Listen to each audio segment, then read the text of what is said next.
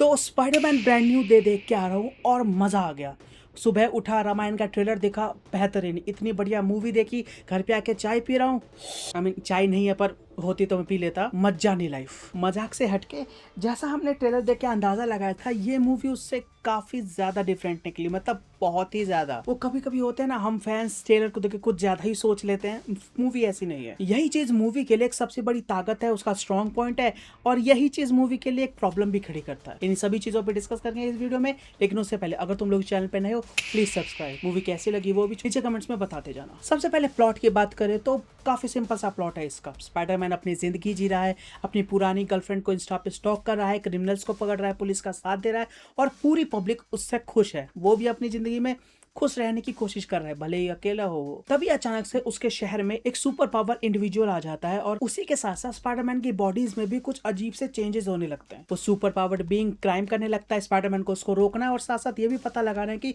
उसके शरीर में ये सब चीजें हो क्यों रही हैं। और इन सब के साथ साथ बीच बीच में कभी कभी फ्रैंक के साथ वो लड़ाई भी कर लेता है। अगर तुम ये मूवी देखने जा रहे हो, स्पाइडरमैन के बहुत बड़े फैन हो, तो इसको 3D में देखना अवॉइड करना। भले ही तुम थिएटर पे बहुत ज्यादा भरोसा करते हो, मत देखने जाना। मैंने भी थिएटर वाले पे भरोसा किया था, चलो सबसे पहला ये शो 3D में लगा रहे, वही देख लेते हैं। और भाई इसने करीबन मूवी के 15 मिनट बेकार कर दिए। उसमें से 10 मिनट तो हल्क फाइट वाला था। मतलब अगर आपको 3D में लगाना तो पहले से चीजें चेक करके रखनी चाहिए ना। नहीं, ये लोग नहीं करके रखते। मूवी को इतना ज्यादा स्ट्रेच करके दिखा दिया था कि मुझे सिर्फ स्पाइडरमैन के पैर दिख रहे हैं और हल्क का चेहरा, वो भी कट्स के साथ। मूवी से पहले इन्होंने रामायण का ट्रेलर भी दिखाया था, वो भी बर्बाद कर दिया। इतना बढ़िया ट्रेलर इतना बर्बाद हो सकता है तो मूवी का तुम सोच ही सकते हो, तो अवॉइड करना। अब इतनी बातें बोल दिए तो एक और डिस्क्लेमर दे देता हूँ कि अगर तुम मूवीज हिंदी में देखते आए हो तो हिंदी में ही देखना, और इंग्लिश में देखते आए हो तो इंग्लिश में देखना, क्योंकि दोनों में बहुत अलग ही मूवीज हो जाती हैं। हिंदी में डायलॉग्स को काफी ज्यादा चेंज कर दिया गया है। वो फनी जरूर लगती है, पर उनका जो एक्चुअल मीनिंग निकल के आना चाहिए वो नहीं आता। मतलब एक तो कुछ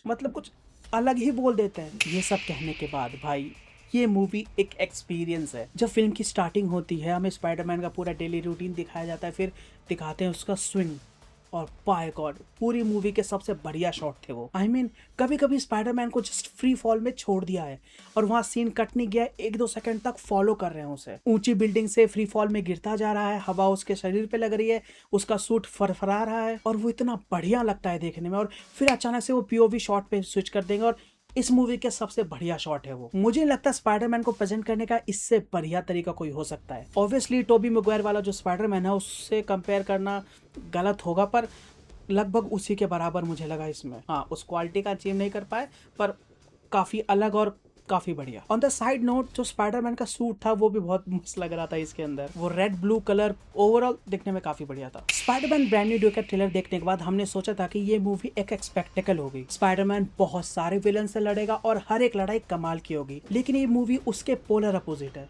तुम्हें इसके अंदर फाइट्स वगैरह देखने को मिलते हैं, और कुछ तो काफी अच्छे हैं, पर वो बस थोड़ी थोड़ी देर के लिए है। मूवी मेनली फोकस करती है इसके इमोशन पे, कैरेक्टर्स के बीच के ड्रामा के, और इन दोनों ही चीजों में वो लैंड करा देती है चीजों को। इमोशन कुछ नए हैं, कुछ पुराने हैं, और दोनों को ही समहाउ लैंड करा देती है। अब देखो, इसकी कहानी उतनी ज्यादा चीजों को इंटेंस नहीं लेके जाते कि तुम धर धर रोने ही लग जाओ, पर जितने भी कैरेक्टर्स थे उनका इमोशन तुम अच्छे से समझ जाते हो। लास्ट तक आते आते तो एक ट्विस्ट आता है जिसके लिए भाई गुस्सा उस कैरेक्टर का जायज था, और वो तुम फील कर सकते हो। एंड वाओ, वो कैरेक्टर जैसे गुस्सा दिखाता है, मजा आ गया था उस पार्ट में। और इस चीज की बात करना इसलिए भी इंपॉर्टेंट है क्योंकि ये मूवी ये चीज बहुत ही कम टाइम में अचीव कर लेती है। एक कैरेक्टर को इंट्रोड्यूस किया, 2-3 डायलॉग्स बोले, एक सीन दिखा दिया, और तुम फील कर सकते हो कि वो कैरेक्टर किस दौर से गुजर रहा है, किस स्टेट ऑफ माइंड में। और ये बहुत कम ही मूवीज कर पाती है।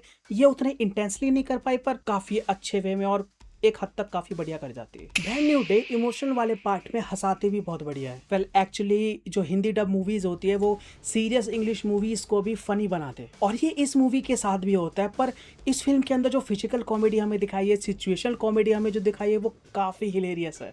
एक सीन है फिल्म के अंदर, स्पाइडरमैन अचानक से बिना कपड़ों के कहीं पहुंच जाता है, किसी और के कपड़े चुरा के एलिवेटर में घुसता है, तो वो निकलते हैं लड़कियों के।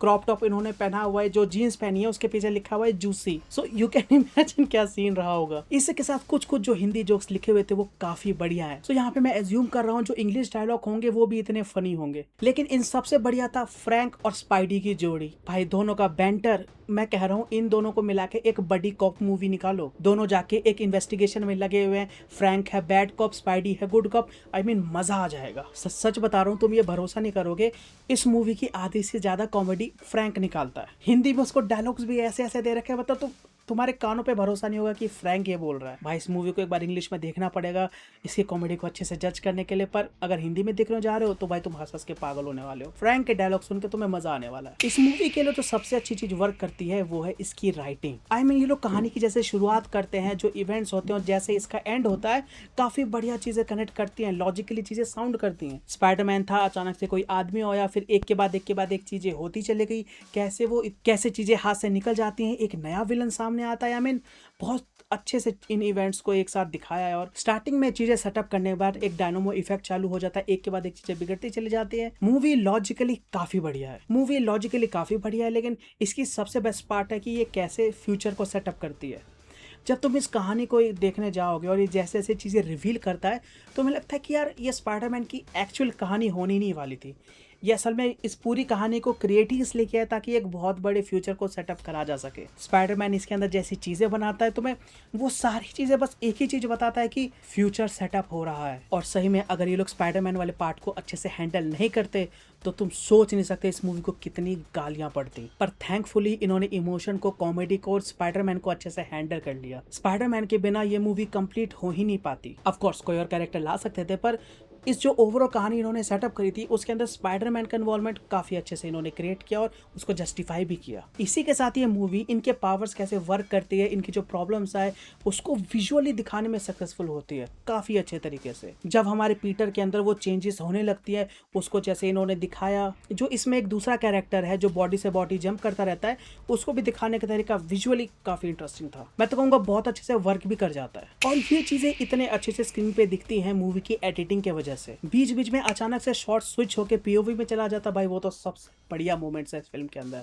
स्पेशली जब हमारे स्पाइडरमैन एक जगह से दूसरी जगह पेंडुलम की तरह स्विंग करके जा रहा होता है, स्विंग हो रहा होगा, अचानक से कट आएगा और हम पीओवी में आ जाएंगे। स्पाइडरमैन का बस हाथ दिख रहा है, इस हाथ पे एक कबूतर है, इस हाथ पे दूसरा, और वो उस कबूतर से लड़ रहा है। बीच बीच में ऐसी एक दो हिलेरियस शॉट इन्होंने डाल रखे हैं और काफी कमाल के हैं। इन सबसे ज्यादा इस मूवी की एडिटिंग पीक करती है जब हमारे स्पाइडी का स्टेट ऑफ माइंड दिखाया जाता है।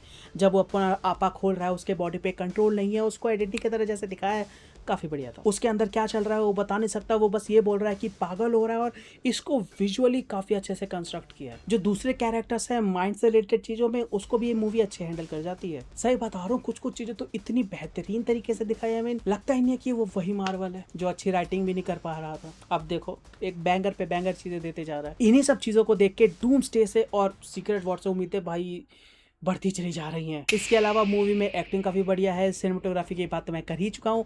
मूवी बहुत ज्यादा कलरफुल है, एमसीयू के हिसाब से भी थोड़ा ज्यादा कलरफुल, और ये कलरफुल लगती है स्पाइडरमैन के सूट की वजह से। सभी चीजों का एक अलग अलग ग्रेडिंग है और हमारे स्पाइडरमैन लाल और ब्लू सूट में अलग ही लगता है। ये मूवी इमोशन बहुत अच्छा हैंडल करती है, बता चुका हूँ, पर ये उतने ही अच्छे से इस मूवी के स्पेक्टिकल एक्शन सीक्वेंसेस को उतने अच्छे से हैंडल नहीं कर पाती। क्लाइमैक्स में एक बहुत बड़ा एक्शन सीक्वेंस आता है, हमारे स्पाइडर ऑल पावरफुल हो चुका है, गुंडों को मारने वाला है, विलन्स हारने वाले हैं, उसका वो रॉकी भाई वाला सीक्वेंस आने वाला है, पर वो एंटी क्लाइमेटिक हो जाता है। वहाँ हमारा पीटर एक बड़ी चीज़ तो करता है, पर वो वहाँ पे वो पंच मिसिंग है। भाई साहब ये मासी मूवी देख देख के ना मुझे पंच की आदत हो गई है, पर इस मूवी में वो डेफिनेटली मिसिंग था। और इसका सबसे बड़ा कारण मुझे लगता है इस मूवी का म्यूजिक। तुमने इमोशन फील कर लिया, कॉमेडी वगैरह चले गई, ड्रामा चला गया, और जितने भी म्यूजिक थे वो बहुत ही सटली चला जाता है। पर ऐसी मूवीज में ऐसा म्यूजिक चाहिए जो तुम्हें अंदर से हिला दे। इस तरीके की मूवीज में एक ऐसा म्यूजिक चाहिए जो बिल्कुल जाके हिट करे। वो वाला म्यूजिक जब KGF चैप्टर 2 में रॉकी भाई सीढ़ियों से चढ़ के अपने महल में जा रहे होते हैं पहली बार। मूवी के क्लाइमैक्स में एक ऐसा पॉइंट आया था जहाँ पे स्पाइडर अपनी पावर पे था, सारे थिएटर वाले चिल्लाने को तैयार थे, पर ना वैसा कुछ ग्रैंड हो पाया, ना वहाँ म्यूजिक अच्छा हो पाया। तो म्यूजिक और बेहतर हो सकता था। पर ऐसा नहीं है कि मूवी में ये ज्यादा ही चीजें खराब है, मैं कह रहा हूँ सटल है, अच्छी है, पर यहाँ पे ग्रेट की जरूरत थी। मुझे लगता है कि जैसा इसका एक्शन सीक्वेंस है वैसा ही म्यूजिक देने की कोशिश करी है, पर एक बैंगर की जरूरत थी यार यहाँ पे। तो ओवरऑल कहूँ तो स्पाइडरमैन ब्रांड न्यू डे एक काफी बढ़िया फिल्म है। स्पाइडरमैन की जर्नी को काफी अच्छा दिखाता है, फ्यूचर का बहुत अच्छा सेट करता है, कॉमेडी काफी बढ़िया है, इमोशन काफी अच्छे से दिखाया जाता है, नए कैरेक्टर्स को अच्छे से एस्टैब्लिश कर लेता है, उनकी कहानी को और स्पाइडरमैन की कहानी को अच्छे से जोड़ देता है, और काफी बढ़िया फिल्म। तो अगर तुम स्पाइडरमैन के फैन हो तुम्हें ये मूवी तो डेफिनेटली देखनी चाहिए। हाँ, यहाँ पे एक प्रॉब्लम आ सकती है कि नो वे होम के बाद बहुत सारी चीजें हो गई एमसीयू में, जिसका असर इस मूवी पे थोड़ा बहुत पड़ता है। पर जब तुम मूवी देखोगे, जो भी डाउट है इंटरनेट पे चेक कर लेना, इतना कुछ खास प्रॉब्लम आएगी नहीं। बाकी ये थे मेरे थॉट्स, तुम्हारे क्या ओपिनियन है इसको लेके नीचे कमेंट्स में जरूर बताना एंड सब्सक्राइब।